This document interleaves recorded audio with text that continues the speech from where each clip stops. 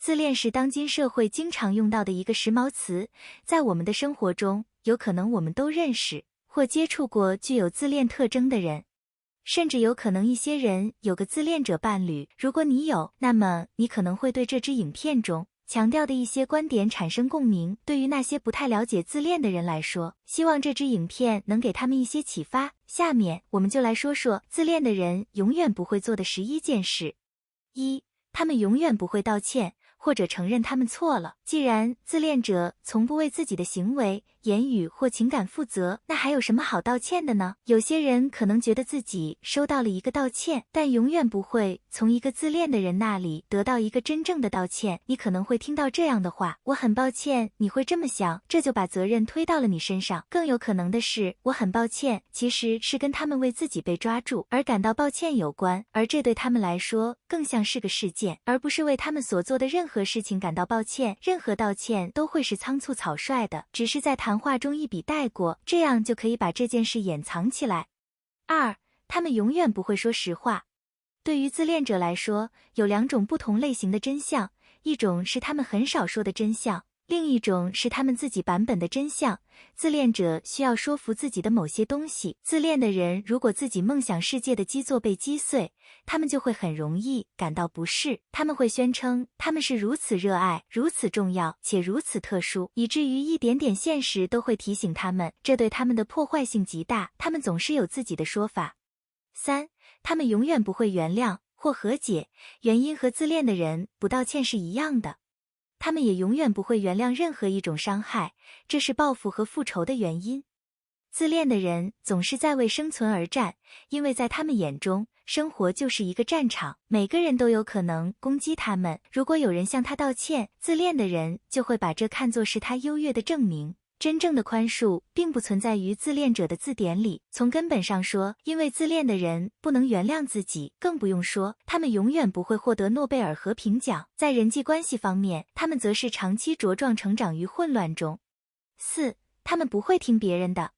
当你谈论你的一天，或当你在争论时，是不是觉得没有人在听你说什么？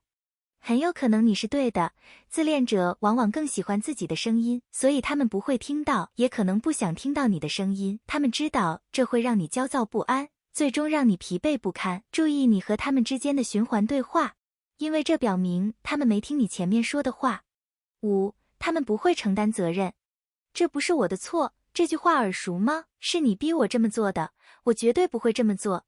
自恋的人对羞耻、责备特别敏感，而且他们的身份感是建立在无效感之上的。接受任何一种责任都会引发自恋者受到批评的威胁。自恋的人更喜欢扮演受害者，取而代之，他们会将责任投射到他们权力范围内的其他人身上，比如伴侣或孩子。6.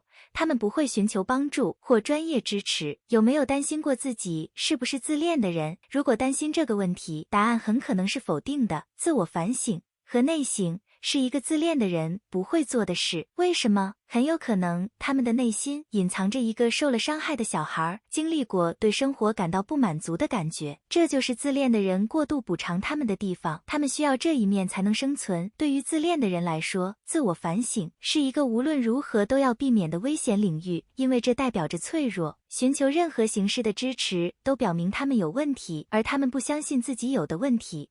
7. 他们没有解决情绪稳定和控制方面的困难。不可否认，自恋的人很聪明，尤其是在操纵别人和发现别人弱点的方面。他们倾向于主要从事非黑即白的思考，倾向于将他人理想化或贬低他人，这可能会导致一种相互依赖的模式，尤其是在恋爱关系中，他们不关心别人的情绪影响。由于共情特征缺陷，情感健康的人会在日常生活中体验情感，而这对自恋者来说是缺失的。他们经常被困在自己孤独的、自我保护的现实建构中。8. 他们不会有无私的行动。无私是自恋的对立面，这是由于他们缺乏同理心和夸大的权利意识。从定义上讲，自恋的人被锁在一个向内的螺旋中，在这个螺旋中，他把自己置于情感鄙视链的顶端，体验浮夸的感觉。他们会做一些事情，从一开始看起来像是在做一件好事，但他们会创造出一种与做那件好事有关的钦佩，他们想要被祝贺，因为这满足了他们对认可的需求，所以他们不会做没有回报的事情。9. 他们不会给你任何安全感。以为自恋的人会说，是我和你一起对抗全世界，从来没有，这不是自恋者的行事方式，他们需要你害怕，担心失去他们，他们还会使用大量的煤气灯操控来迷惑你，让你质疑自己，他们可能会让我们相信，我们不能离开，或者我们找不到更好的人，你不会觉得安全，而且坦白说，肯定不会。10. 他们不会放你走的，他们会一直认为你是他们的，直到你被取代。如果你对他们来说一直有用，自恋的小伙伴是不会抛弃你的。如果你觉得你和他们已经结束了，这也并不重要。自恋的人需要你，就像一颗拿他们当太阳绕着转的行星，让他们对自己感觉良好。11. 他们不会改变。改变对任何人来说都是可能的，只要他们真的想要改变。这就是自恋的人很难做到的一点，除非他们愿意接受自己的行为存在问题，否则他们永远不会把问题解决得这么简单，必须有真正想要改变的意愿。